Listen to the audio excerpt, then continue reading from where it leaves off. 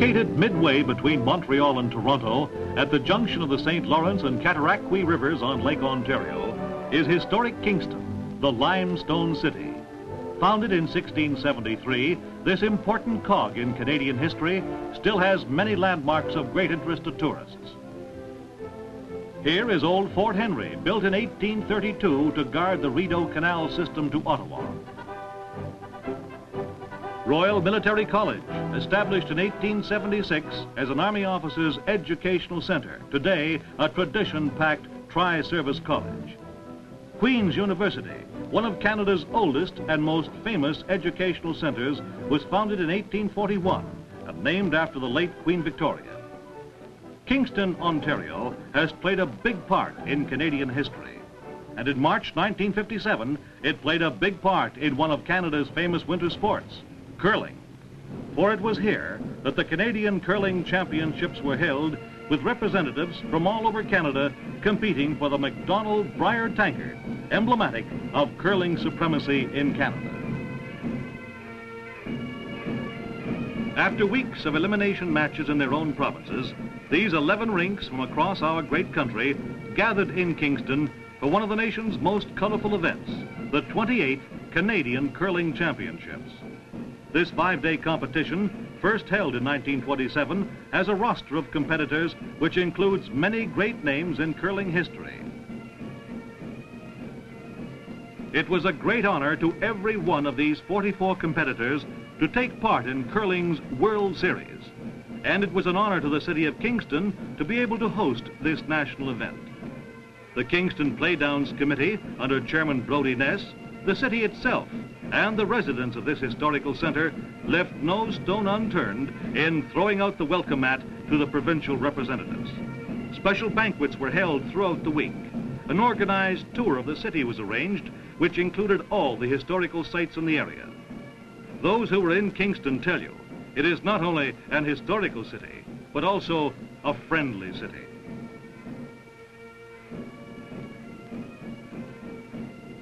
Competition was keener than ever in 1957, as evident by the 8 extra end games, and the fact that many other games were decided on the last rock.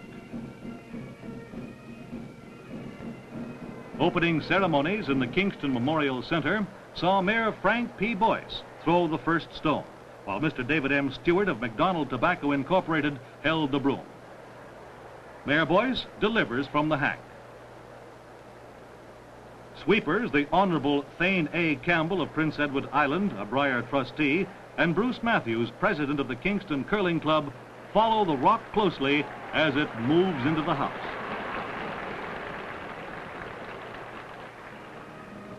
As in previous Canadian Curling Championships, many of the big names in curling were competing, and the spectators came out to watch curling at its very best. Skip of the famous Campbell rink from Avonlea, Saskatchewan, is Garnet Campbell, a previous winner. One of Quebec's top skips, Ken Weldon, making his 3rd appearance in Brier play. British Columbia's Reg Stone in his 5th attempt at winning the tankard. This year's undefeated champion, Matt Baldwin from Edmonton, who won in 1954. Howie Wood Jr. of the famous Wood family from Winnipeg. The 1957 Brier attracted the largest group of press, radio, and TV reporters that have ever covered the national event, and the competitors didn't disappoint them. Their shot making was thrilling and superb.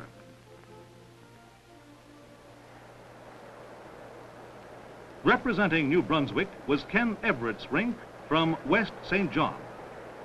They captured 4 games throughout the week's action. Here we see them in the process of upsetting the highly touted Manitoba foursome skipped by Howie Wood Jr. Everett and his rink of Tom McAlpin, Bob Hutton, and Doug Neal chalked up a good lead and never looked back as the Manitobans suffered their 2nd of 3 defeats. Everett draws his last rock into the house to count 4.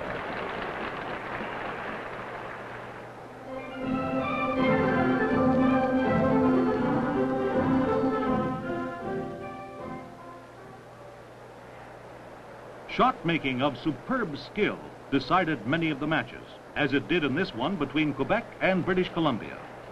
With Skip's rocks to come and Quebec leading 10-9 coming home, Montreal Caledonia's Kenny Weldon draws in for shot with his first stone. Veteran Reg Stone of Trail, British Columbia, a perennial threat, makes his first play. He chips out the Quebec shot and now lies 3 and has last rock.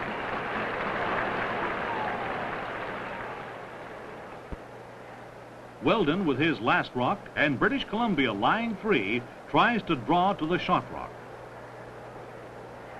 The sweepers watch closely as the weight looks perfect. It comes into the house nicely, just about freezing to the shot rock. A beautiful shot by the 41-year-old Montreal skip.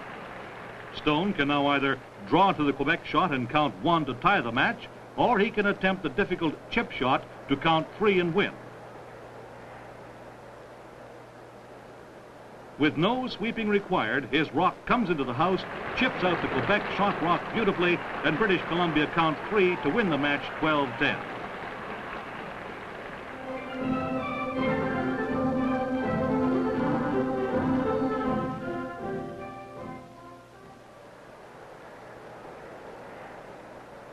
Bud Fisher and his Corner Brook rink from Newfoundland are leading 11-9, but appear to be in a little trouble here. With Ontario lying 4 and having last rock, Fisher draws in for shot, but is wide open.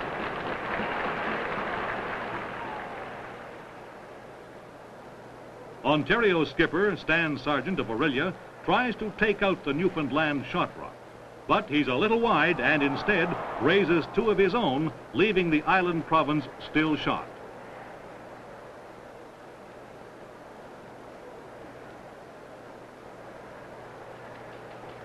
Fisher tries to place a guard on his shot rock, but he's a little narrow, and the counter is still in the open.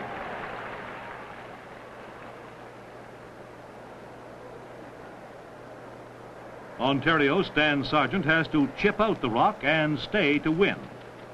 He too is a little narrow and hits the guard, goes out himself, and Newfoundland count 1 to win the match 12-9.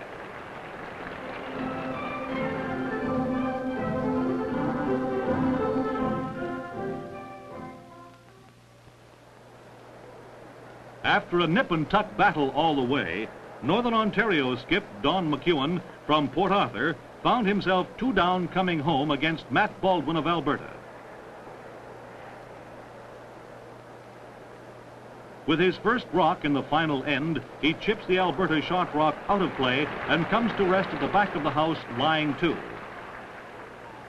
Faced with a possible tie and extra ends, Baldwin has little choice but to try and raise one of Northern Ontario stones out of play and stay himself. This he does, and now all Don McEwen has to do is play the same shot, and we have another extra end contest. The 36-year-old native of Fort William delivers the final stone of the game.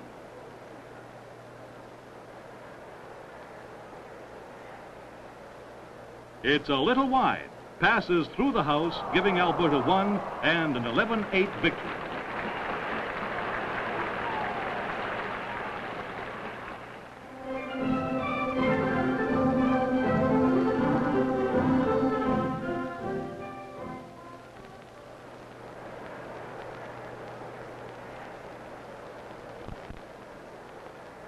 Another close match decided in the 12th end, this time between Reg Stone of Trail, British Columbia, and Simmy Simmons and his foursome from Bridgewater, Nova Scotia.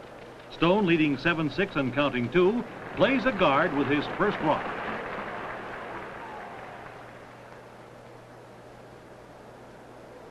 Simmons, an automobile dealer, tries to draw through the port to the shot rock. But he's a little heavy and goes through the house.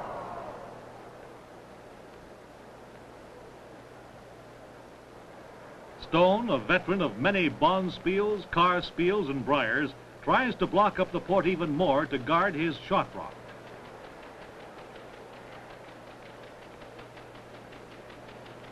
But it's a shade wide.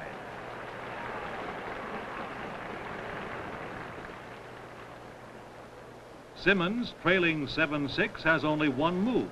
He has to try the triple takeout, and if successful, can win 8-7. He removes 2, but British Columbia count 1 to win the match 8-6.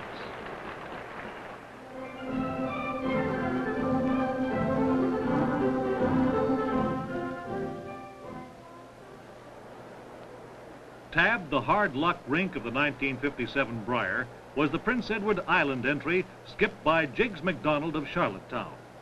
Here we see Jiggs in this match against the Campbells of Saskatchewan, playing his first stone of the 12th end.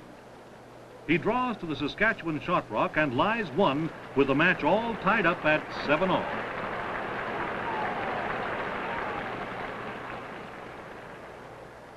Saskatchewan's smooth-delivering skip Garnet Campbell tries to remove the Prince Edward Island shot and stay himself. He's a little narrow and rolls to the side, leaving the eastern rink counting 1. Jim Cameron, the Prince Edward Island third, asks Jiggs MacDonald for a guard on his shot rock.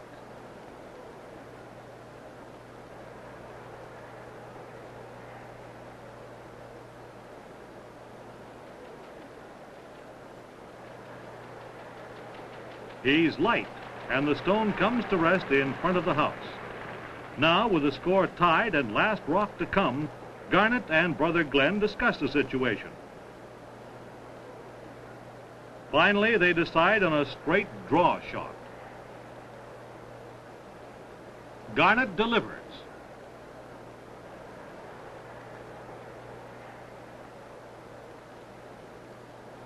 He passes the guard, draws into the 4-foot to win the match 8-7.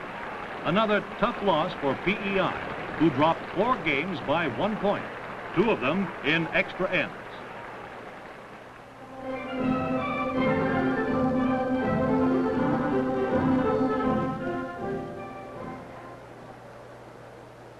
Here's one of the Prince Edward Island extra end contests. This one against Reg Stone, who plays his first rock of the 13th end with the score tied 10-all.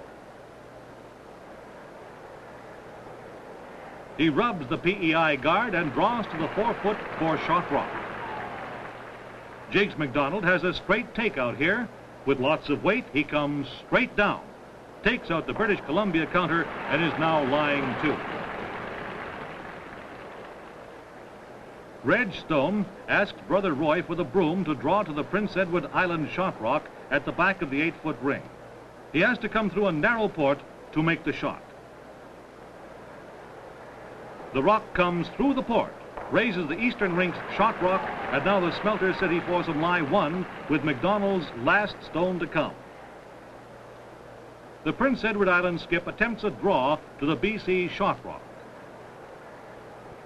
It's heavy, but a light raise would do just as well. Uh-oh, too much weight for the raise, and British Columbia count 1 to win the extra end match by a score of 11-10. One of the thrilling extra end games that was decided by the last rock.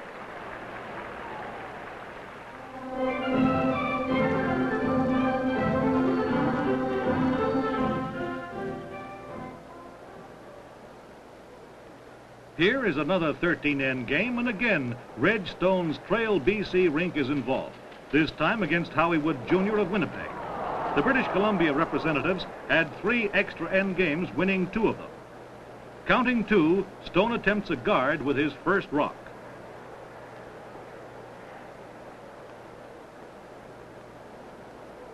It pulls nicely, leaving only a small port for the Manitoba skip to draw through.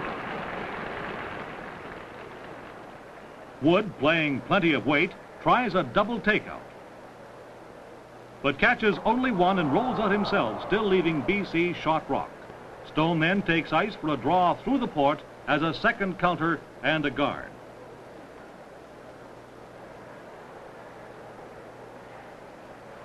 Nicely played, and again British Columbia are lying 2. Wood is now faced with the same shot he tried before, a double takeout. This time he's a little wide and heavy, rubbing both BC counters and passes through the house. Stone counts 2, and the West Coast rink win the match 11-9 in 13 ends.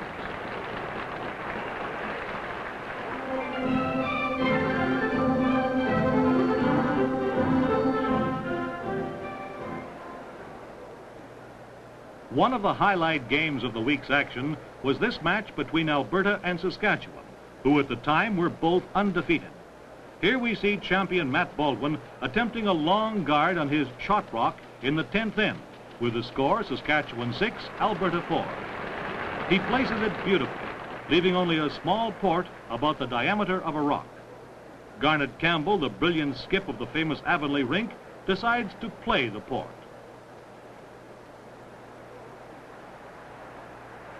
He makes it, takes out the Alberta shot rock, and stays himself. A truly fine curling shot.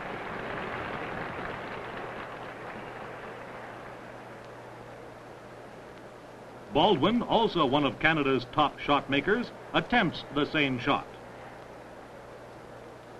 He is a little wide, takes out his own guard, and goes out of play himself. All Garnet Campbell has to do with his last rock is draw into the house to count 2.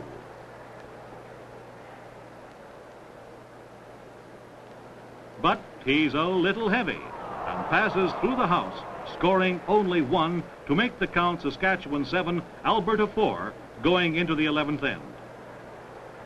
With Skip's rocks to come and Alberta lying 2, Garnet Campbell makes his first play.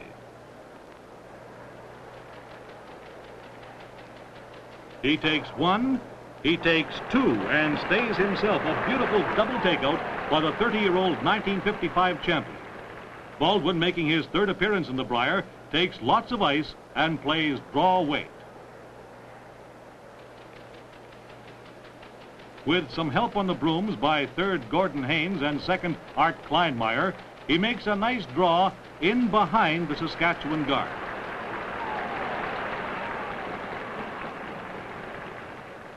Garnet Campbell tries the same shot with about the same ice.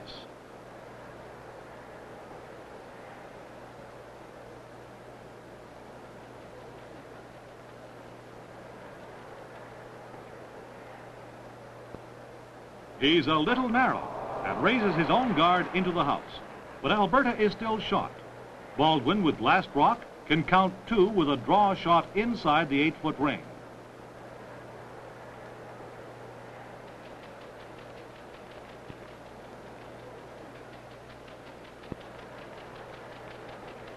With perfect weight, the stone moves over inside the 4 to give Alberta 2 and make it Saskatchewan 7, Alberta 6, coming home. Saskatchewan's 3rd, Glenn Campbell, plays his last stone of the 12th end. Chips out the Alberta shot rock and stays to leave the Wheat Province rink lying 2. Baldwin, a native of Blucher, Saskatchewan, tries to draw to the Saskatchewan shot. Aided by lead Bill Price and 2nd Art Kleinmeyer, it comes to rest, biting the button about a foot in front of the Campbell stone, and is shot.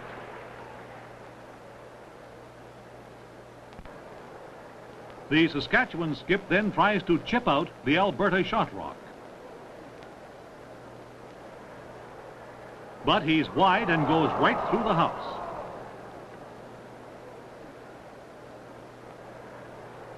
With Saskatchewan having last rock, Baldwin has to play a very good guard in order to count 1 and tie the match.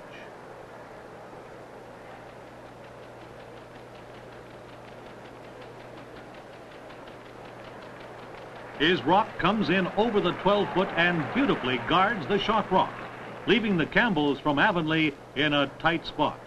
After a short discussion, Garnet decides to try a double takeout, which will win them the match.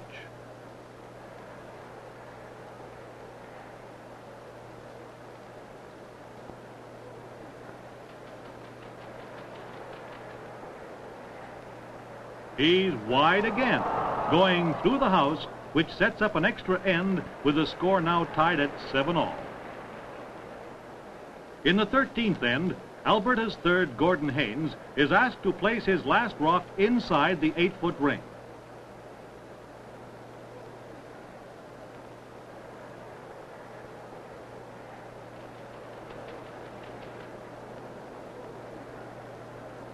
He just bites the 4-foot for shot rock. Garnet Campbell asks brother Glenn to take out the Alberta shot. Glenn plays it nicely and rolls to the open side of the house. Baldwin, with his first rock, tries to draw in behind the two Saskatchewan guards. He's a little light, however, and just makes it into the house. With shot rock, Garnet Campbell's strategy is to draw into the house for second shot.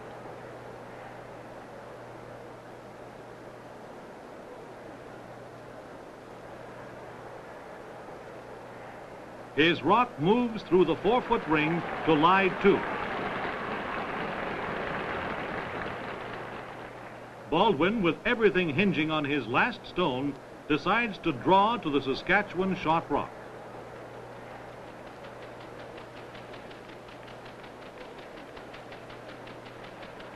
Tension mounts in the Kingston Memorial Center as his rock comes to rest within inches of the shot rock, which supplies backing.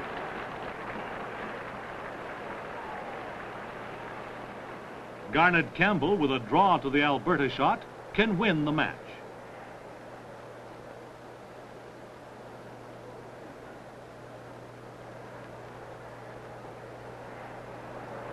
He's a little heavy, hits it, but rolls to the side, giving Alberta the extra end victory by a score of 8-7 on their undefeated march to the championship.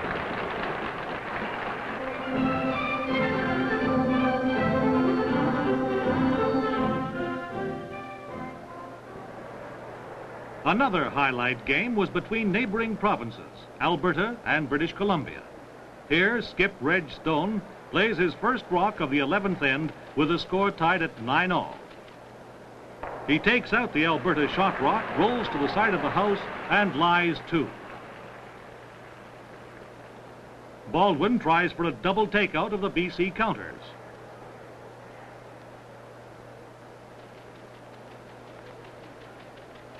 He raises one onto the other, but the trail rink still lies shot. Reg Stone takes ice for a draw shot to the opposite side of the house.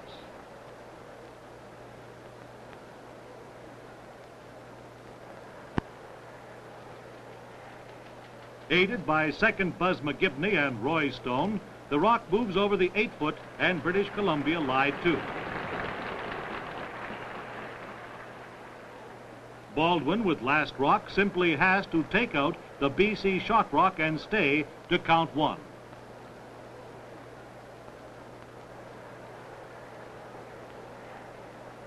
This he does, and Alberta move ahead 10-9. In the 12th end, with Skip Stones to come, Baldwin, with his first rock, is going for the double takeout.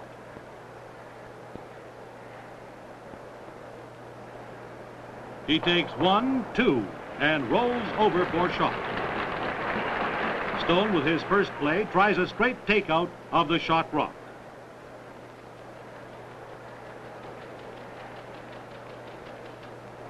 He makes it nicely with a slight roll to lie 2.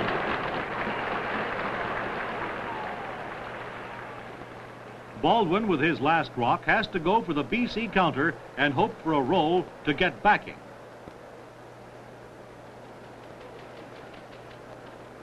He makes the shot and gets a slight roll, which gives him partial backing.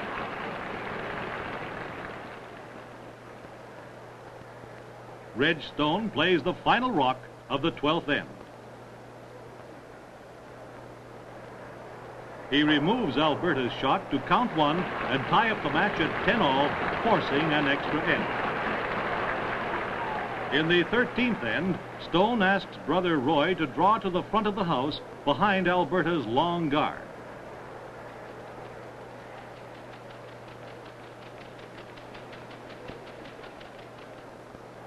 He gets it past the guard and bites the 8-foot. Baldwin calls for a takeout of the BC rock.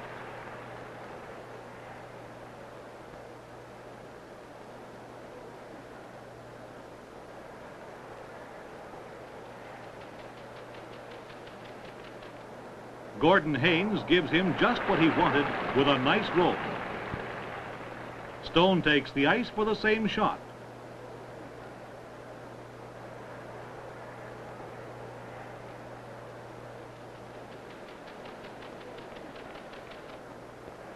He wicks the guard and rolls into the house to lie shot just inside the 8-foot.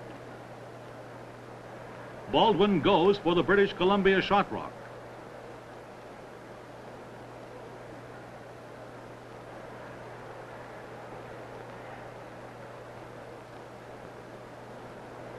He takes it out and rolls to the side of the house to lie 2.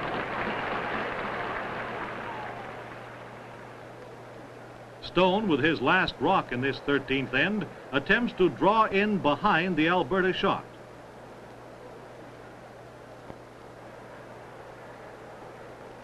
He passes the shot rock and comes to rest at the back of the house.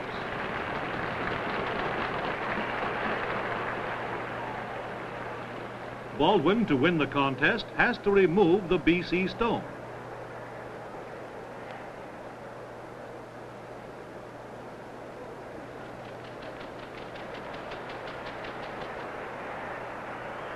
He comes in nicely, takes the BC rock out of play and stays to make the final score Alberta 13, British Columbia 10 in 13 ends. And so competition in the 1957 Canadian Curling Championships came to a close. Matt Baldwin and his rink from the Edmonton Garnet Curling Club went through the entire 5 days of curling without a single defeat to capture the MacDonald's Brier tankard. Mr. David M. Stewart of MacDonald Tobacco Incorporated thanked the members of the Brier Committee and all who had contributed so much energy and enthusiasm to the success of the playoffs in Kingston. He then presented the Brier tankard to 30-year-old Matt Baldwin, skip of the Alberta rink, and congratulated the winners of the 1957 Brier. The Honorable Thane A. Campbell presented silver trays to skip Matt Baldwin, third Gordon Haynes, second Art Kleinmeyer, and to lead Bill Price.